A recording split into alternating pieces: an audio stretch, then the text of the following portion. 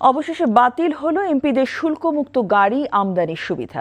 এখন থেকে সংসদ সদস্যরা আর বিনা শুল্কে গাড়ি আমদানি করতে পারবেন না।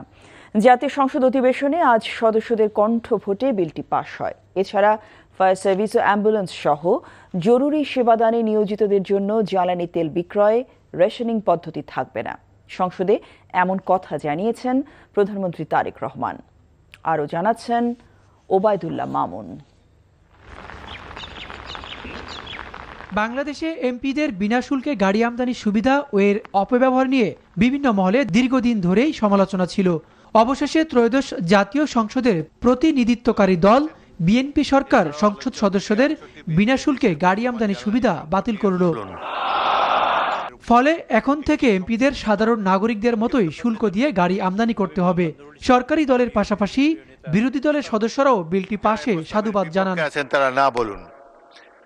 আওয়ামী লীগ সরকারের 17 বছরে শুল্কমুক্ত সুবিধায় গাড়ি এসেছে 572টি, যার বাজার মূল্য ছিল প্রায় 5,147 কোটি টাকা।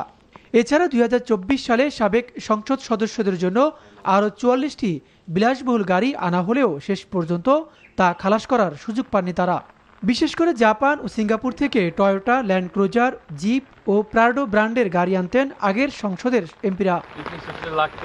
এছাড়া অ্যাম্বুলেন্স সহ জরুরি সেবায় নিয়োজিত সংস্থা ও বাহিনীর উপর আরোপিত জ্বালানি তেলের সীমাবদ্ধতা তুলে নেওয়া হয়েছে।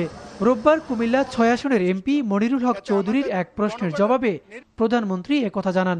পুলিশ সহ এমার্জেন্সি বাহিনী যারা আছে, পুলিশ হোক, অ্যাম্বুলেন্স হোক, ফায়ার ব্রিগেড, এই জাতীয় যারা আছে, তাদের উপর থেকে এই যে এমবার্গোটা ছিল এটা সরিয়ে নেওয়া হয়েছে। এটা আরো 2 দিন আগে এই সিদ্ধান্তটি আমরা গ্রহণ করেছি। 2 দিন আগে এটি ক্লিয়ার করে দেওয়া হয়েছে। কাজে আশা করি ইনশাল্লাহ এই সমস্যা আর হওয়ার কথা না। নেত্রকোনা 5 আসনের জামায়াতের সংসদ সদস্য মাসুম মোস্তফার উপর হামলার ঘটনায় দোষীদের শাস্তির আওতায় আনার আশ্বাস দেন স্থানীয় সরকার মন্ত্রী। ব্যাপারটা যেটা ঘটেছে সেটা অত্যন্ত দুঃখজনক। আমরা সবাই এই ঘটনার তীব্র নিন্দা জানিয়েছি এবং এতে আমরা অত্যন্ত দুঃখিত বোধ করেছি। Obaidullah Mamun, NTV news, Dhaka.